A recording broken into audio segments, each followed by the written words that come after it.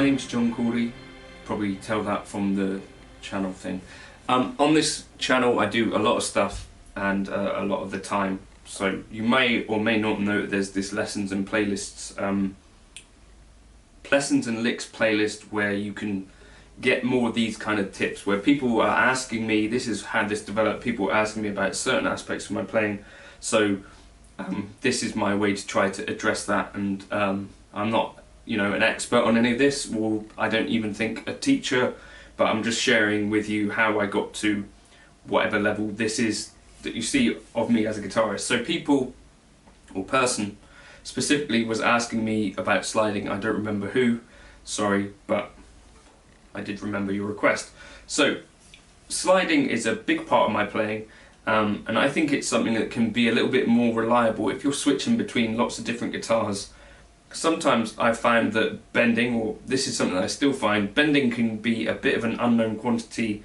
If you're playing some cheaper guitars, sometimes strings are going to slip and things might fall out of tune, and also, you know, if you're playing between like Gibson Les Paul and a Strat, the way that the strings respond to bending and things like the tremolo can make a big difference to how difficult or easy it is to bend on a guitar.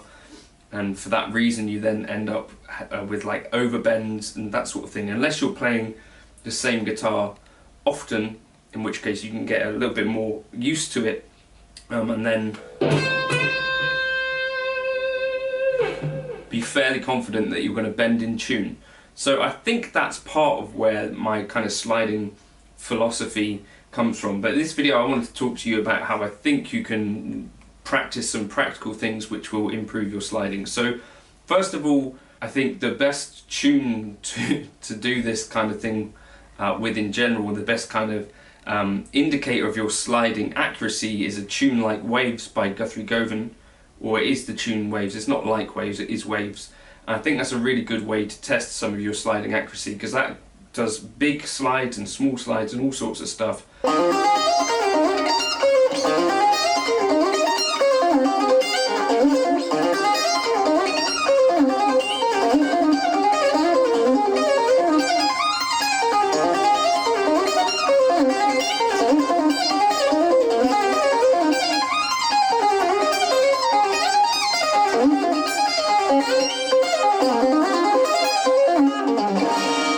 Really difficult to get that particularly accurate, especially at tempo, because you've got these slides of different lengths and different fingers and all this sort of stuff. So that's I think a really good test to see where you're at with your sliding. But before you get to that kind of level, I think a thing to experiment with, this is kind of my first idea, is you want to try and the first kind of tip for this is something that I've shared before. When you're sliding, you want to look to your target before your finger arrives. So say I'm going to take this A here and I'm going to slide up to this E. What I want to be doing is making sure that my eye reaches the E before my finger does, because without it, if I try and do it blind, that's short, got it that time. Maybe if I try and visualize, it's less accurate, I find, than if I just look at where I'm going to be sliding to and my eyes reach it before the E. So take something like that and try doing, so slide from the A to the E, you're looking before you arrive there, and then take your middle finger and do the same, then take your ring finger, and then take your pinky, and practice that. So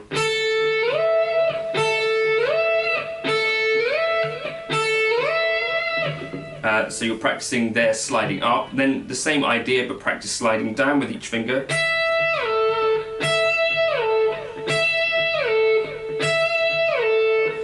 And experiment with your timing with this as well, and think about the speed of the slide. I think generally the thing that I find sounds best is a really quick, confident slide, rather than the slower one where you can hear things kind of hitting on the way up, so you're kind of getting this thing. You want to kind of arrive there with confidence and like you meant to get there. So that's, I think, quite a useful little thing to try. So you take your starting point and your end point, you look to where you're going to be, and then you practice getting there with each finger.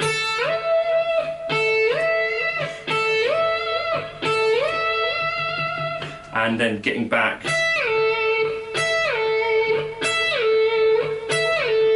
And then you probably want to do this on each string.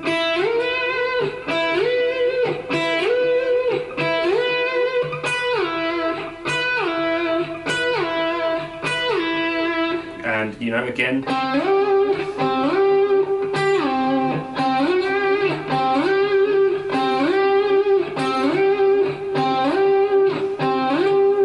And try and notice what's happening when you're missing those frets. So in that case, I think my finger moved before my eyes had seen the target. And something else happened there.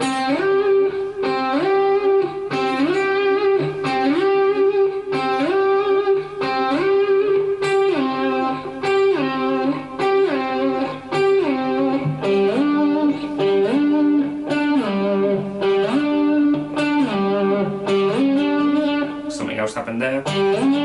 And again.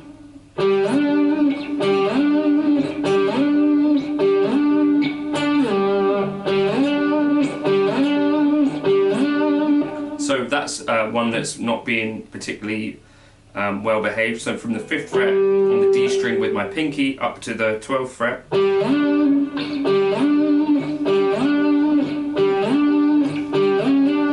And again.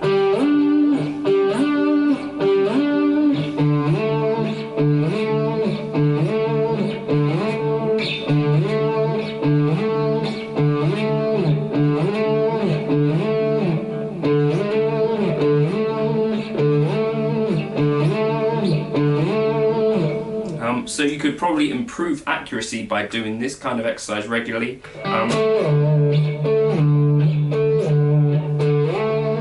it's going to need you to have like a strong idea of what your starting point is. So another thing that I thought was you could do this but with different kind of distances. So you could think, all right, I'm going to take an A minor arpeggio and map it out this way, and A minor 7, so you could go.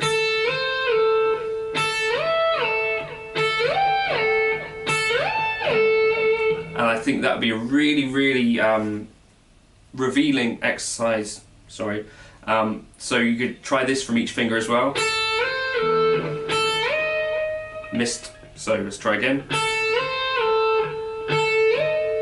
And missed again.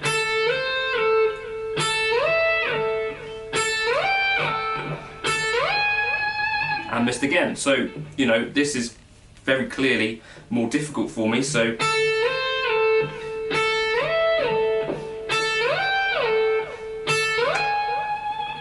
Hitting that again. So slow down.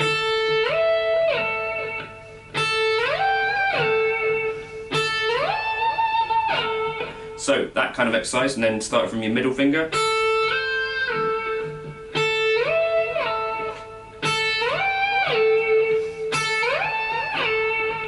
That worked a bit better, and you could try that across each kind of string as well.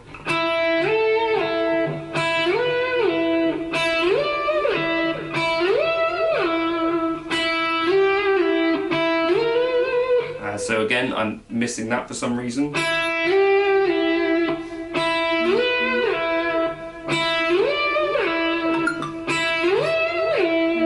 So this is a new exercise to me, but I think this is the sort of thing that I think would really improve your sliding quite quickly.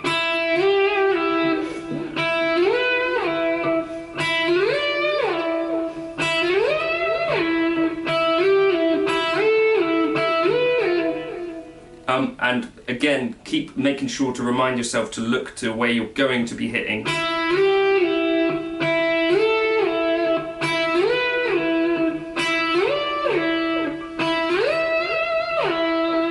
And I find my sliding is way more reliable if I've actually done that and prepared it with my eyes beforehand.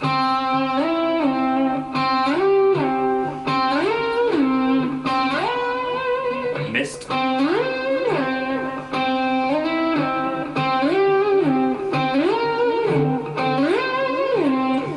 you could take different arpeggios and do that in the same way, but I guess what's important is that you're consistently thinking of what that interval and those targets are going to be.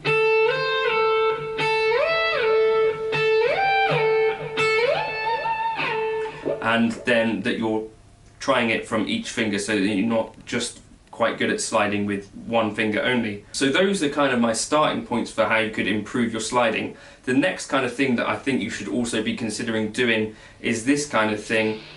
So take your pentatonic,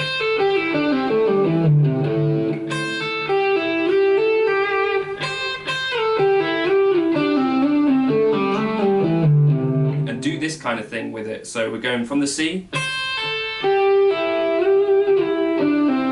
So we're descending, and maybe you slide your first, instead of going, we go.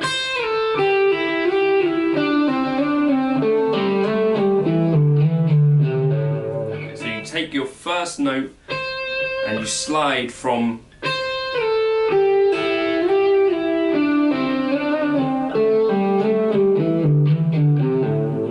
like that. So slide, slide up, down, and you could do that in each kind of position of the pentatonic scale.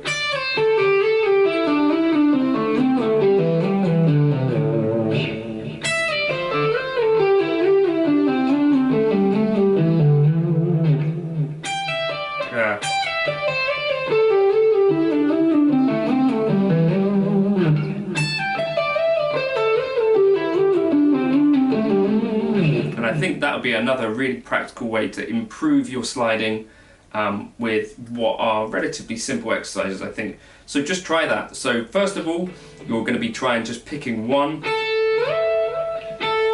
kind of distance, then try going up and down with each finger, and noticing when you've skipped or consistently missed that fret. So for me, my pinky seems to be a bit less reliable. Then map out an arpeggio on one string, and you could slide just between it like that. That'd be quite difficult.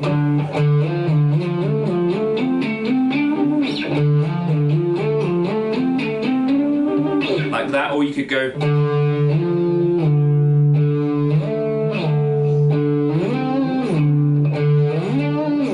in that kind of way, and do that again, starting from each finger.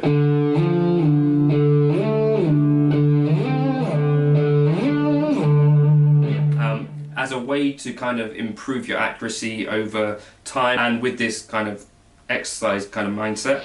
And then take your pentatonic scale and slide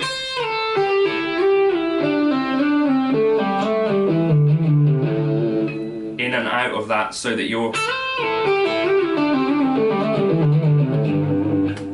starting to figure these little slides into easily repeated patterns that could be useful for phrasing. So hopefully that's vaguely useful. I'll tab these out and put them up on my Patreon.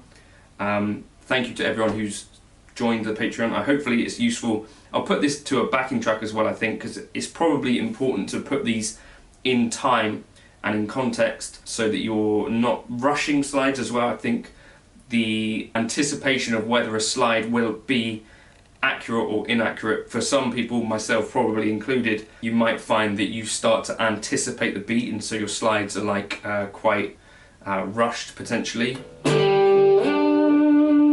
whereas you probably want them to be accurate timing wise. So something, if you practice this first away from a backing track and then put it to a backing track, you'll hopefully be able to pin these in time in some sort of way. So feel free to like and subscribe. Hopefully that answered that question for folks who are interested in that kind of sliding aspect. That's how I think you improve sliding in general, and if you can do sliding with these larger intervals, I think you'll find sliding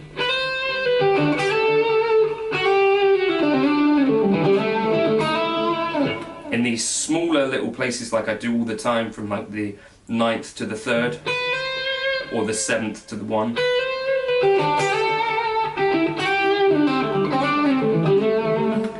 in these kind of articulation ways will become way easier and way more accurate, and maybe we'll do another video on the articulation aspect of this sliding another time. But yeah, cheers.